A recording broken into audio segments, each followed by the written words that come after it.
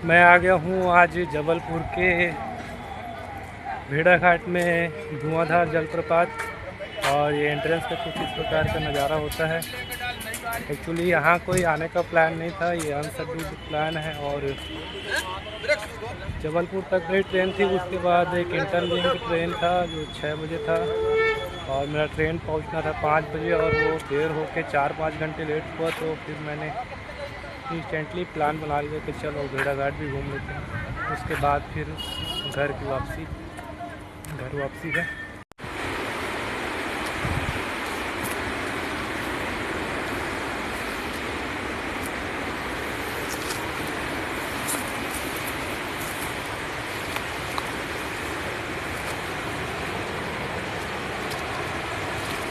यहाँ रास्ता तो शायद दिख नहीं रहा है, बहुत डेंजर रास्ता है मेरे लिए, पर मैं कोशिश कर रहा हूँ कि थोड़े शांत जगह में जाऊँ।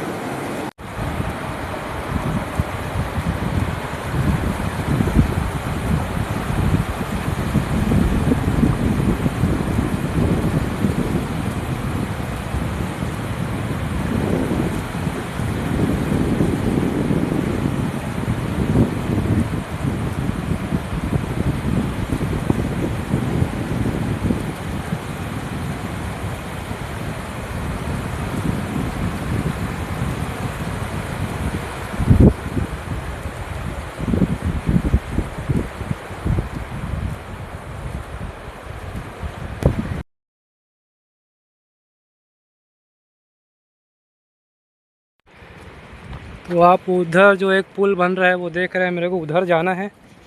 और जो मछली पकड़ रहे हैं वो बताए कि वहाँ से आपको नाव मिलेगा, फिर आप उस तरफ जा सकते हैं।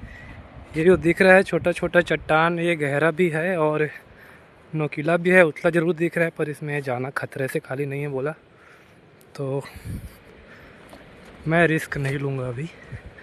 और उस तरफ चल के देख लेते हैं कि मेरे लिए अफोर्डेबल है कि नहीं है उसका प्राइस, फिर उस तरफ जाऊंगा मैं। मेरे को उस तरफ उस कोने में जाने की बहुत इच्छा है, तो मैं जाऊंगा ही।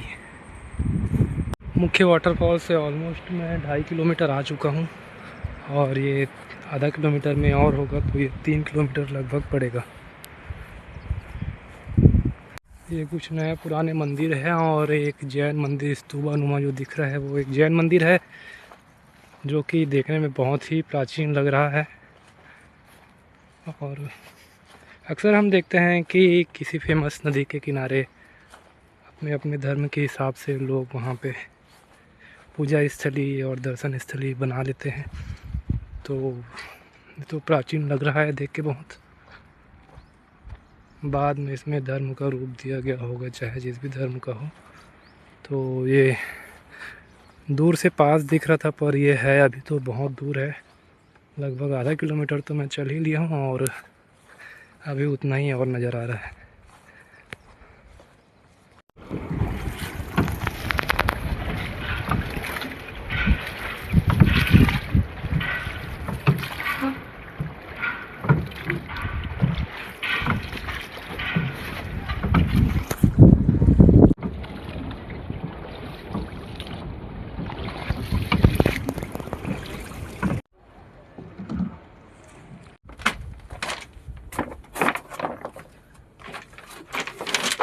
नमस्कार दोस्तों, बहुत बहुत स्वागत है आप सभी का मेरे वीडियो में।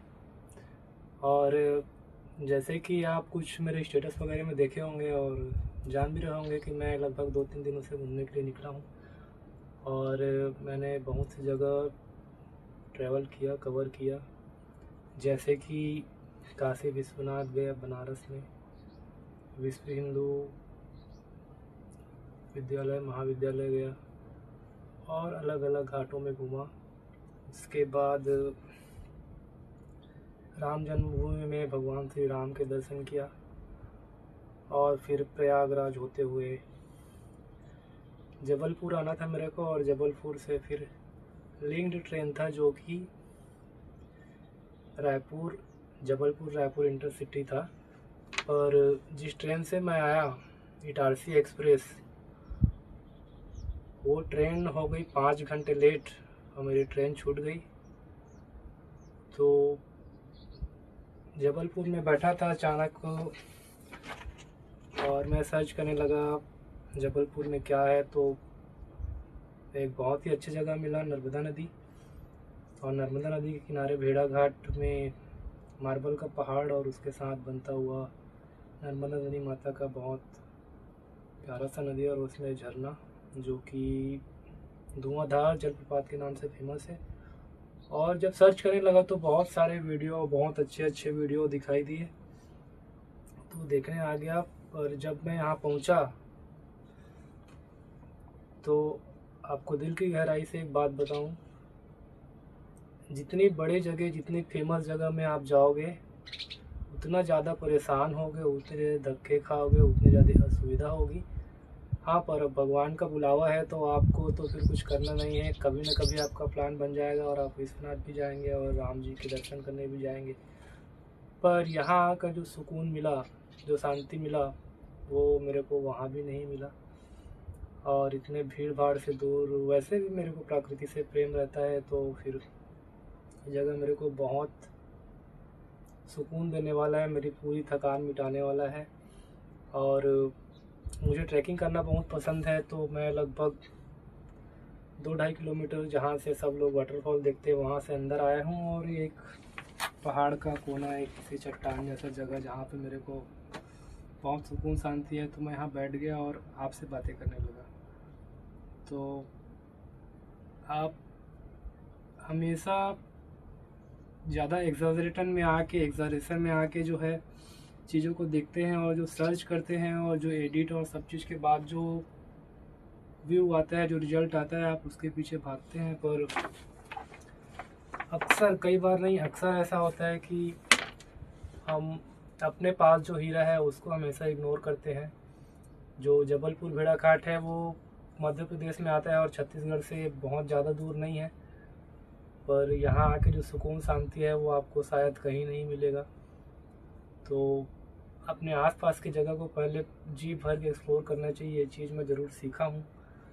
तो मैं आपको भेड़ा घाट की कुछ वीडियोस भी दिखाऊंगा, और बहुत बहुत ज़्यादा सुकून शांति मिला है यहाँ पे आके। और आते आते मैं, बैग मुझे रखना था, एक्चुअली ट्रैकिंग मुझे बहुत पसंद है, पर बैग जो है 10-15 किलो का लोड लेके ट्रैवल करना बड़ा मुश्किल हो जाता है। तो बैग रखना था, तो ये प्रसाद माता जी ने पकड़ा दिया कि ये लो, फिर आप जाना करके। अब वहाँ आके देखा तो सब लोग जो है वाटरफॉल का दर्शन कर रहे हैं, मेरे को लगा ऊपर कहीं मंदिर होगा, पर मैं आके देखा तो मंदिर नहीं है। तो हो सकता है नर्मदा माता की पूजा करने के लिए है। तो हम स्नान करेंगे और उसके बाद नर्मदा माता का पूजा करेंगे, और पूजा करके प्रसाद इसमें से नारियल फोड़ के मैं खाऊंगा भी, क्योंकि मैं सही से कुछ खाया नहीं हूँ। मैं जब से ट्रेवल में लिखना हो, मुझे जो रीजनल, जैसे हम लोग डेली खाते हैं वैसा खाना मुझे पसंद नहीं आता। मैं प्रेफर करता हूँ कि लोकल फूड को ट्राई करूँ, और थोड़ा मोड़ा पैसा जो रहता है मैं उसी में स्पेंड करता हूँ। तो रोटी चावल दाल ये सब मैं बहुत कम ही प्रेफर करता हूँ। तो सुबह से मैंने समोसा खाया था जबलपुर स्टेशन में, एक सिंगल समोसा। ऑनलाइन पेमेंट करता हूँ, इसीलिए कैश कैरी नहीं करता, इसलिए भी बहुत ज़्यादा समस्या होता है। तो आप कभी निकले तो ऑनलाइन कैरी करें, कैश कैरी करें। तो ये मुरमुरा है, सॉरी, ये तो भगवान का प्रसाद है, पर इसको मैं खाऊँगा भगवान ने अर्पण करने के बाद, नर्मदा मैया में अर्पण करने के बाद। और ये नारियल है, और वीडियो क्लिप्स में बनाऊँगा आपके लिए ज़रूर यहाँ की। पर बहुत सुकून और शांति है, और यहाँ के मार्बल के पहाड़ आप देखेंगे आपका दिल खुश हो जाएगा।